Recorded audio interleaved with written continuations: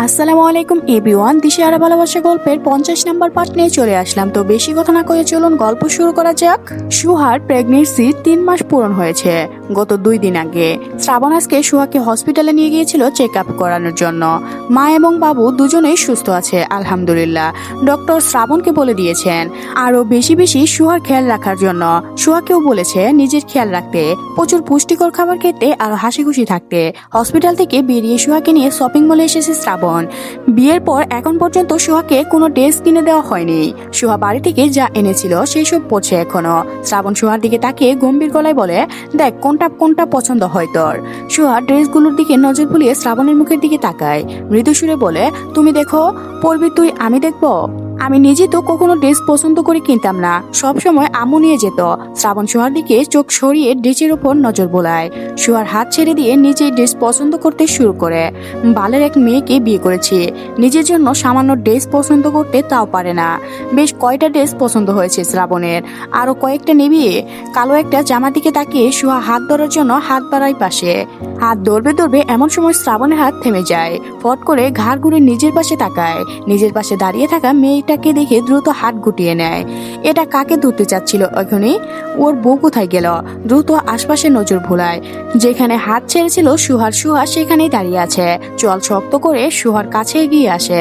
হাত মুঠু করে রাগে চাপা সুরে বলে, আমার সঙ্গে না গিয়ে এখানে দাঁড়িয়ে আছিস কেন? সুহা হাতের ইশারায় একটা জামা দেখায়। পছন্দ হয়েছে? ওপর নিচ মাথা নাড়ে সুহা। শ্রাবণ জামাটা হাতে নিয়ে সুহার গায়ে ধরে। ওরও পছন্দ হয়েছে, ভালোই লাগছে। সুহার জন্য কেনাকাটা শেষ করে গাড়ির দিকে আগায়। শপিং ব্যাগগুলো পিছনে রেখে সুহাকে ফ্রন্ট সিটে বসায়।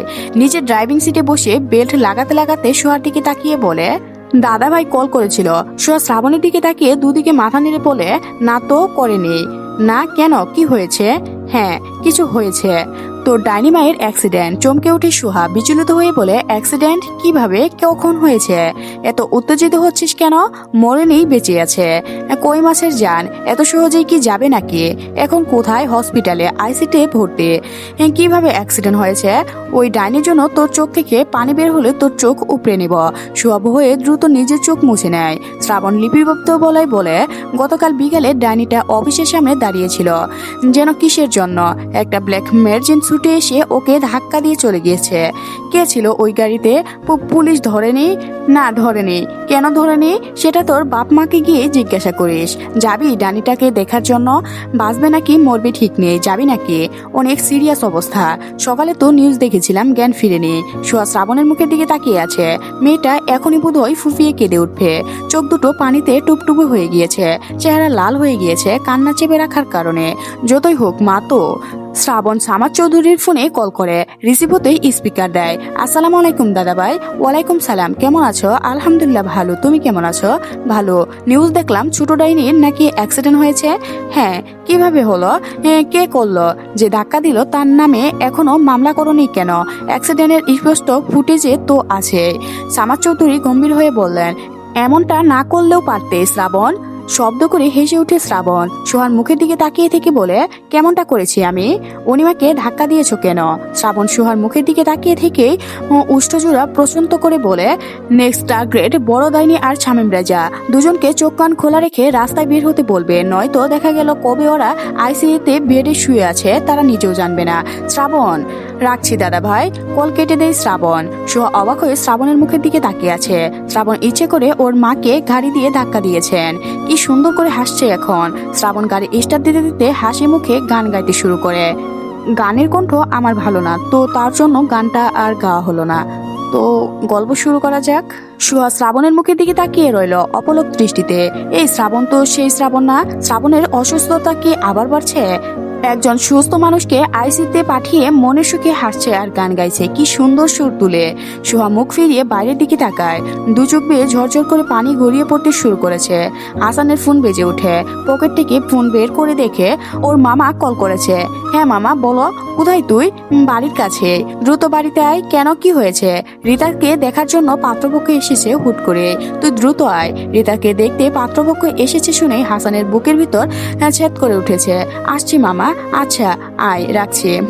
হাসান ফোন পকেটে ভরে হেলমেট পরতে শুরু করে। রাব্বি বলে, কোথায় যাবি? কি বললো তোর মামা? বাড়িতে যাব, মেহমান এসেছে। কাউকে আর কিছু বলার সুযোগ না দিয়েই বাইক স্টার্ট দিয়ে বাড়ির পথে আগায়। বাড়ি পৌঁছে বাইক একপাশে পার্কিং করে হেলমেট খুলে বাইকের ওপর রাখে। চুলগুলো হাত দিয়ে ঠিকঠাক করে ভিতরে গিয়ে পা বাড়ায়। ড্রয়িং রুমে ঢুকতে সোফায় বসে থাকতে থাকতে দেখতে পায় প্রায় 10-12 জন অপরিচিতদের লোক। আসসালামু আলাইকুম।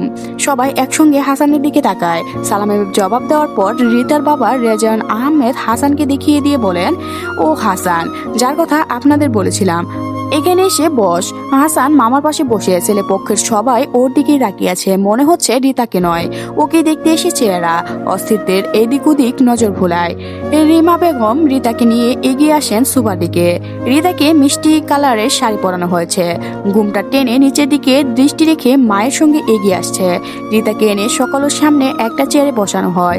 ছেলে পক্ষেরা সবাই রিতাকে দেখে যা যা জিজ্ঞাসা করার করে। সকলের চোখ মুখ দেখেই বোঝা যাচ্ছে মেয়ে পছন্দ হয়েছে।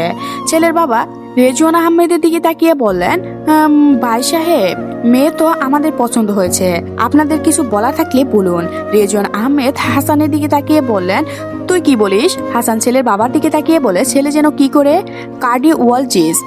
ছেলেকে নিয়ে আসলে ভালো হতো না? ছেলে মেয়েকে দেখতো, মেয়ে ছেলেকে দেখতো। রুহান আসতে চেয়েছিল কিন্তু হুট করে ইমার্জেন্সি থাকায় আটকে গিয়েছে। সমস্যা নেই তো, পরে ওরা বাইরে দেখা করে নেবে। আপনার কতজন ছেলে মেয়ে? আমার একটাই ছেলে। হাসান মামার দিকে তাকায়। তোমার পছন্দ হয়েছে? তুই যা বলবি সেটাই হবে। ছেলের বাবা বললেন, আপনারা রাজি থাকলে আমরা আজকে আংটি পরিয়ে রাখতে চাই। হাসান হাসি মুখে বলে, আঙ্কেল, আমরা তো এখনো আপনাদের বিষয়ে কোনো খোঁজ খবরই নিইনি। আপনারাও হয়তো আমাদের বিষয়ে তেমন কিছু জানেন না। একটা বিয়ে যেহেতু সারা জীবনের জন্য, তাই ভেবেচিন্তেই তো আগানো ভালো, তাই না? তা আপনি ঠিকই বলেছেন। তাহলে এটাই থাকুক। আমরাও আপনাদের বিষয়ে খোঁজখবর নিয়ে, আপনারাও নিন, তারপর আস্তে ধীরে বিয়ের কথা আগায়। আচ্ছা, আশা করছি আমাদের বিষয়ে কোনো খারাপ রিপোর্ট পাবেন না আপনারা। এটাই যেন হয়। তাহলে আমরা এখন আসি। দেখা সাক্ষাৎ তো হলোই। খাওয়া দাওয়া না করে চলে যাবেন? রাত হয়ে গিয়েছে। খাওয়া দাওয়া সেরে তারপরে যাবেন সবাই। খাওয়া দাওয়া করতে হবে না। আমরা যার জন্য এসেছিলাম সেটা তো হয়েইছে। তাড়াহুড়া করে এসেছি শুধু মেয়েটা দেখানোর জন্য। আমরা আসছি তাহলে। ভালো থাকবেন আপনারা। আপনাদের সঙ্গে আত্মীয় করতে পারলে আমরা অনেক খুশি হব। আল্লাহ তাআলা চাইলে হবেন ইনশাল্লাহ। সবাই চলে যায়। হাসান রিতার দিকে তাকাতেই রিতা অভিমান ভরা দৃষ্টি তাকায়। বসা থেকে উঠে দাঁড়ায়। হাসানের দিক থেকে মুখ ফিরিয়ে নিয়ে দ্রুত পায়ে এগিয়ে যায় সিঁড়ির দিকে। ঠেলে কান্না আসছে ওর। এতক্ষণ ধরে অনেক কষ্টে নিজেকে সামলে রেখেছিল। রেজওয়ান আহমেদ বাইরে থেকে ভিতরে প্রবেশ করেন। হাসানের দিকে এগিয়ে আসতে আসতে বলেন, মনে হচ্ছে ফ্যামিলিটা ভালোই। তোর কি মনে হয়? আমারও এমনই মনে হচ্ছে। খোঁজখবর নিয়ে দেখি, যদি খারাপ কোনো রিপোর্ট না পাই তাহলে এখানেই বিয়ে হবে। আচ্ছা, ফ্রেশ হয়ে আয়। হাসান রুমের দিকে এগিয়ে যায়। রেজওয়ান আহমেদ রিমা বেগমের দিকে তাকিয়ে বললেন, রিতাকে ডেকে আনো খাওয়ানোর জন্য। রিমা বেগম রিতাকে ডাকার জন্য চলে যান উপরে। রেজওয়ান আহমেদ মায়ের সঙ্গে কথা বলতে শুরু করেন। রিমা বেগম রিতার রুমের সামনে এসে দেখে দরজা ভিতর থেকে বন্ধ। দরজা ধাক্কা দিয়ে বললেন, রিতা কি করছিস? চেঞ্জ করে নিয়েছে আয় খাওয়ার জন্য। কিছুক্ষণ পর রিতার গলার সুর ভেসে আসে ভিতর থেকে, আমি এখন খাবো না, খিদা পাইনি, তোমরা খেয়ে নাও। অল্প খাবি আয়, তোর আব্বু ডাকছে খাওয়ার জন্য। বলছি তো খাবো না, যাও। রিমা বেগম আর কিছু না বলেই নিচের দিকে এগিয়ে আসেন। রেজওয়ান আহমেদ স্ত্রীর দিকে তাকিয়ে বললেন, রিতা আসলো না? সন্ধ্যায় খেয়েছে, এখন আর খাবে না। অল্প খেত, বলেছি খাবে না। যাও, আমাদের জন্য বাড়ো। রিমা বেগম ড্রাইভিং রুমের দিকে এগিয়ে যান। হাসান ড্রাইভিং রুমে এসে চেয়ার টেনে বসতে বসতে বলে, বাচালটা কই, খাবে না? রিমা বেগম বললেন, সন্ধ্যায় খেয়েছিল, এখন আর খাবে না। হাসান বলে না কিছু, চুপচাপ নিজের খাওয়া শুরু করে। প্রায় রাত 12টা বেজে গিয়েছে। রুমে শু শু ফ্যানের বাতাসের শব্দ ব্যতীত অন্য কোনো শব্দ নেই। হাসান স্টাডি টেবিলের সামনে চেয়ারে বসে আছে। সামনে মেলে রাখা বই, দৃষ্টি স্থির বইয়ের পাতায়। হঠাৎ দরজা ধাক্কানোর শব্দ হয়। হাসান গা ঘুরে পিছনের দিকে তাকায় দরজার দিকে। আবার ধাক্কা পড়তেই গলার সুর বাড়িয়ে বলে, কে? উত্তর আসে না, তবে দরজা ধাক্কানোর শব্দ হয় আবার। হাসান বইটা বন্ধ করে বসা থেকে উঠে দরজার কাছে এগিয়ে আসে। দরজা খুলে দেখে সামনে রিতা দাঁড়িয়ে আছে। রিতা মুখ তুলে হাসানের মুখের দিকে তাকিয়ে, অন্ধকার থাকায় দুজন একজনও স্পষ্ট দেখতে পাচ্ছে না একে অপরের চেহারা। রুমে আলো থাকলেও হাসানের সুরাম দেহের কারণে ছায়া পড়ে আছে রিতার ওপর। এত রাতে এখানে কি? রিতা হাসানকে পাশ কাটিয়ে ভিতরে ঢুকে পড়ে। হাসান দরজার সামনে থেকে সরে এসে রিতার মুখের দিকে তাকায়। কান্না করার কারণে রিতার চোখ মুখ ফুলে উঠেছে, চোখ দুটোতে রক্ত জমে গিয়েছে, চুলগুলো এলোমেলো হয়ে আছে, এখনো শাড়ি পরানোই রয়েছে। হাসান দৃষ্টি নামিয়ে নেয় রিতার দিক থেকে। রিতা নিজেকে স্বাভাবিক রাখার চেষ্টা করে থেমে থেমে বলে, তুমি কেন এমন করছো? আমি অন্য কাউকে বিয়ে করব না। হাসান নিচের দিকে তাকিয়ে থেকেই বলে, যা এখান থেকে, গিয়ে চেঞ্জ করে ঘুমা। যাব না আমি। মার খাবি কিন্তু, মেরে ফেলো। হাসান চোখ তুলে তাকায় আবার। রিতা করুণ সুরে বলে, তুমি জানো আমি তোমাকে ভালোবাসি? সবকিছু জানার পরও কিভাবে অন্য জায়গায় বিয়ে দিতে চাইছো? যা করি তোর ভালোই হবে, সেটাই করছি। এখন যা নিজের রুমে। করতে হবে না আমার ভালো। আমি অন্য কাউকে বিয়ে করব না, যেতে বলছি আমি। তুমি কি মানুষ? হৃদয় বলতে কিছুই কি নেই? এত সুন্দর করে কিভাবে ইগনোর করো আমাকে আর আমার অনুভূতিকে? আর এই অনুভূতির ভালোবাসা কি কোনো মূল্য নেই তোমার কাছে? না, নেই।